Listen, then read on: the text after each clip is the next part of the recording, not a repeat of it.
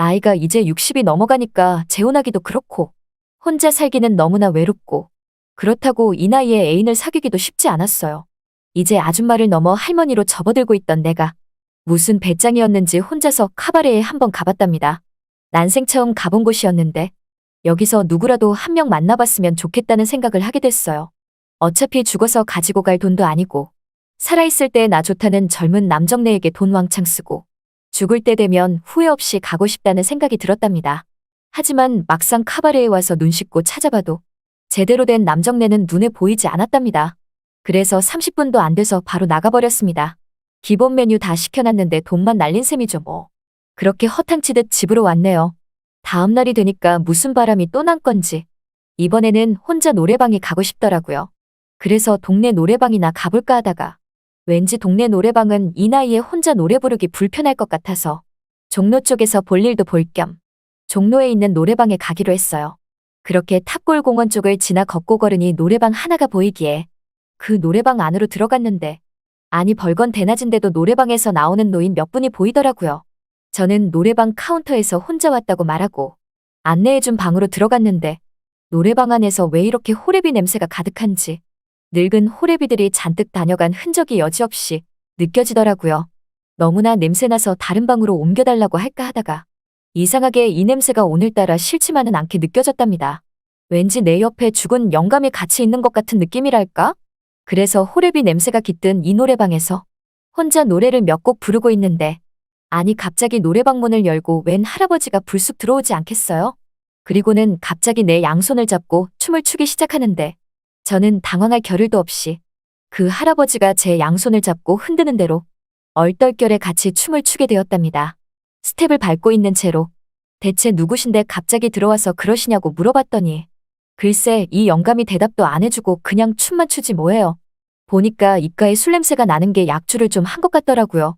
그런데 이 할아버지 나이가 한 70살쯤 된 것 같은데 그 연세에 비해 키도 크고 생김새도 젠틀해 보이고 무엇보다 옷차림이 추레해 보이는 게 아닌 말끔한 와이셔츠에 넥타이, 클래식한 조끼까지 입었고 거기에 양복 바지에 검은색 구두까지 너무나 멋진 노신사 같은 느낌이었답니다. 그때부터 현실을 받아들이게 되었는지 외로운 참에 이게 웬 떡인가 라는 생각이 들었어요. 사실 나이가 점점 먹어가니까 어느 순간부터 파릇파릇한 연하가 좋았지만 지금 내가 연하고 연상이고 따질 위치도 아니고 늙은 외간 남자일지라도 남편 죽고 혼자 된 마당에 양손을 잡고서 춤을 같이 춘다는 것만으로 제겐 너무나 큰 축복처럼 느껴졌답니다. 그렇게 전 그 노신사 손에 이끌려 한참을 춤추고 있었는데 그때 갑자기 노래방 문이 다시 열리더니 다른 할아버지 한 분이 들어오시더라고요.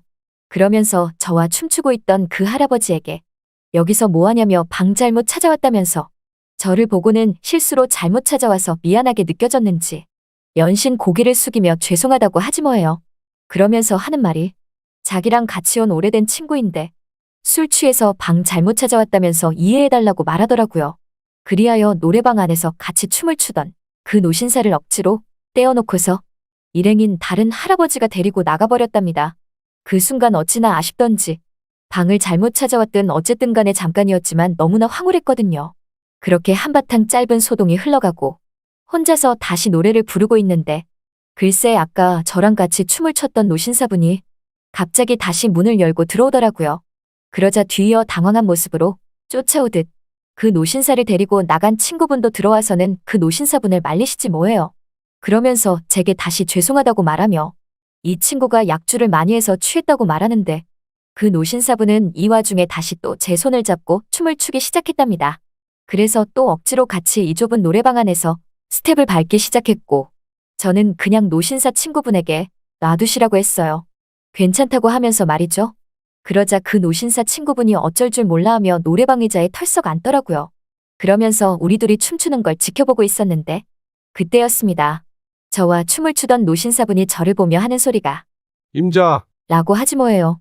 저는 놀라서 눈을 동그랗게 뜨니 갑자기 춤을 추던 양손을 제 볼에 갖다 대고선 우리 임자가 맞다고 하면서 다시 살아 돌아온 거라고 하지 뭐예요. 그 말을 들은 노신사의 친구분은 아니라면서 이분은 다른 분이라고 말을 했는데도 말을 듣지 않고 자꾸 임자라고 부르더니 갑자기 저를 꽉 안지 뭐예요. 저는 순간 당황했지만 이게 얼마만에 안겨보는 남정네의 품인지 내가 노신사분의 임자는 아니지만 그래도 기분이 너무나 좋았어요. 저는 그동안 너무나 외로웠으니까요. 그런데 그걸 또 옆에서 지켜본 노신사의 친구분은 자꾸 노신사분을 말리기 시작하는데 솔직히 자꾸 말리니까 이제는 좀 짜증이 났어요. 안 말려도 되는데 자꾸 말리니까요. 저도 어느 순간 이 노신사분에게 호감이 가기 시작했거든요. 그래서 저는 그 친구분에게 걱정 말라고 하며 먼저 있으시던 방에 가 계시면 제가 말 잘해서 다시 노신사분을 돌려보낸다고 말하니 저보고 연신 죄송하다며 그분은 먼저 있던 방으로 돌아갔답니다. 그리하여 전 드디어 노신사분과 단둘이 남았는데 다시 제가 선곡한 노래가 흘러나오자 제 손을 다시 휘어잡고서 춤을 추더라고요. 저도 그래서 이제부터는 신나게 같이 따라 췄어요. 좁은 노래방 공간에서 춤을 추는 게 쉽진 않았지만 그럴수록 우리 둘은 꼭 붙어서 춤을 추었답니다. 그렇게 춤을 추다 보니 저도 모르게 이 노신사분과 가까워진 느낌이 들었고 더욱 호감이 갔어요. 그리고 한 30분쯤 지나자 다시 노신사분의 친구분이 오셔서 노신사분을 데리고 나가셨네요. 이번에는 완전히 가신 듯 싶더라고요. 아쉬웠지만 그래도 뭐 동네가 아닌 종로까지 나와서 이렇게 모르는 노신사와 함께 춤도 춰보고 정말 기분이 짜릿하고 좋았답니다. 그렇게 노래가 다 끝나고 저 역시도 노래방에서 나가려고 하는데 신발에 뭔가 뭉툭한 게 밟히지 않겠어요? 보니까 글쎄 지갑이 하나 떨어져 있었답니다. 조심스레 그 지갑 안을 펼쳐봤는데 신분증을 보니 아까 나와 춤을 췄던 그 영감님 거였어요. 춤추다가 떨어뜨리고 간 것 같았답니다. 혹시나 하고 재빨리 나가봤는데 주위를 둘러봐도 이미 가고 없더라고요. 안 되겠다 싶어서 저는 일단 그 지갑을 가지고 집으로 왔답니다. 그리고 다음 날이 되면 연락해서 찾아주려고 마음을 먹었네요.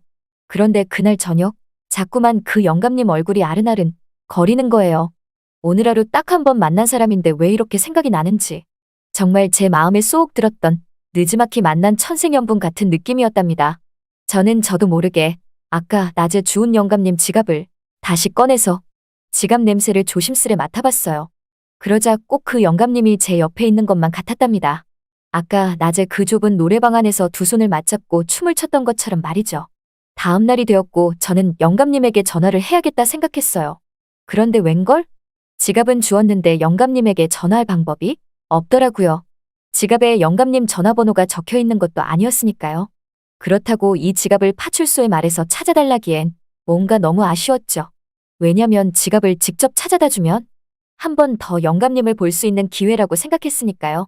그래서 안 되겠다 생각하여 다시 그 노래방으로 향했답니다. 대낮부터 그 노래방에 갔는데 생각처럼 그 영감님은 보이지가 않았답니다. 그렇게 허무하게 노래방 문을 열고 나서려는 그 순간 그 영감님이 이 노래방으로 다시 들어오지 않겠어요? 마치 운명처럼 말이에요. 그러면서 노래방 주인에게 어제 여기에 떨어뜨린 지갑 못 봤냐고 물어보는데 저는 영감님에게 쭈뼛쭈뼛 다가가 이거 찾으시냐고 말하면서 드리니까 맞다고 하며 제 얼굴을 보더니 어떻게 이 지갑을 갖고 있냐고 하더라고요. 그래서 전 어제 일 기억 안 나시냐며 함께 춤도 췄다고 말하니 자기가 어제 술을 많이 마셔서 기억이 안 난다고 하지 뭐예요. 그 말을 들으니 왜 이렇게 서운한지 기억을 되살리기 위해 이 영감에게 다시 술을 먹여야 하나 생각했죠. 그런데 이 노신사분 오늘 취하지 않은 상태로 다시 보니 역시나 말쑥한 양복 차림에 젠틀해 보이고 너무나 마음에 쏙 들었답니다. 은은히 퍼지는 스킨 냄새는 또 왜 이렇게 좋은 건지 그 순간 이 노신사분이 제게 고맙다면서 나가서 차라도 한잔하자고 하지 뭐예요. 저는 이게 웬 떡인가 싶었답니다. 하지만 한 번에 승낙하기엔 너무 싸 보이고 쉬워 보일 것 같아서 처음에는 빼는 척 했지만 다시 또 권하기에 좋다고 하며 같이 나가서 다방에 앉아 커피를 마셨습니다. 그렇게 말 몇 마디 나눠보니 이 영감님도 몇 해 전에 사별을 했더라고요.